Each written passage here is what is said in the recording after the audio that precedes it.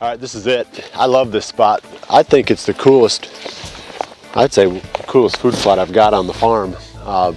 We dug it out of the timber. We had done a lot of timber stand improvement right in this spot, so there were a lot of stumps and dead trees laying. So we didn't have to cut a whole bunch of live trees, but we did have to push a lot of stumps out and clean the whole thing up, get it all tilled up and planted. But the thing I like best about it, excuse me, is the fact that we're up on top of a ridge, so the wind is going to be a little bit more predictable here. It's small enough that any deer that comes out into this plot, in theory, should end up within bow range. The stand is right here, kind of behind me over my right shoulder.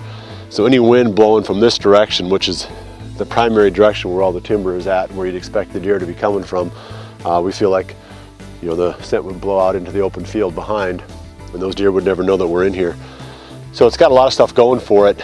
Entry and exit's pretty decent. You know, we can go through the weed field back there. It's not like we're walking through a food plot to get to it, not having to walk through a lot of timber to get to it. So the elements of what makes for a great small killing plot are in place right here. I'm going to frost seed this quick. And frost seeding is basically a technique of spreading clover, in this case, on top of the ground during a time of the year when the seed is still going to get worked to a very shallow depth into the soil. Whether it's going to get worked in by rain pounding on it or by the freezing and thawing of the soil itself. You'll see when well, you can even look at it now, the ground's got kind of a porous look to it.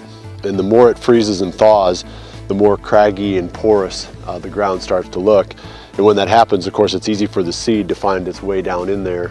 And then you get good seed to soil contact. That creates nice germination and a good environment for the seed to grow. So that's what we're after here. I'm only going to put on about a half a rate. Normally when I'm frost seeding, I'd put about 1.25, 25% additional to what the bag calls for, just because not every single seed is going to germinate. I'm putting Pure Trophy Clover in this food plot, and that's my favorite blend for these small killing plots. That stuff has done really well for me over the years here. It's a mix of clovers. It's got some whites, Alsike, Mammoth Red, White Dutch, Ladino, which is a white, and then medium red. And the nice thing about blends like this is the fact that different growing conditions, different soil conditions are going to make one of the varieties more effective than another. But I'm no expert of being able to pick the perfect seed for every situation. So the blends eliminate that guesswork for me, where if you plant a pure strain, you could have a really good year or you could have a really bad year depending upon the growing conditions and the soil conditions.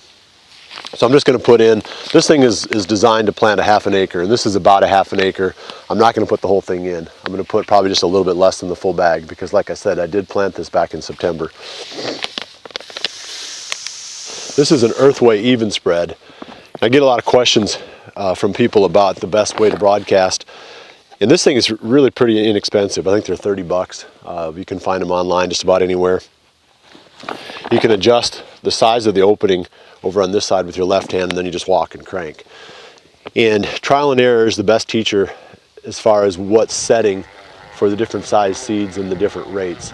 I like to go on the low side at first. I'd rather err by spreading too little amount of seed on the first pass and then having to go through the whole plot twice, than to start out and then you've got your opening too wide and you're spreading too much seed, and then you put a whole half acre's worth of seed on a quarter of an acre.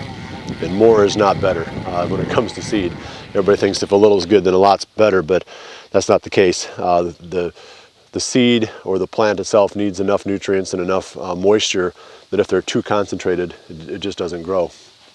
So practice, is going to help you, but start on the low side. The pace that you walk and how quickly you crank will determine, how much ground you cover with each pass. Trial and error, and you'll get it figured out. But go light to start, and then over time you'll get your own settings for all the different things that you plant.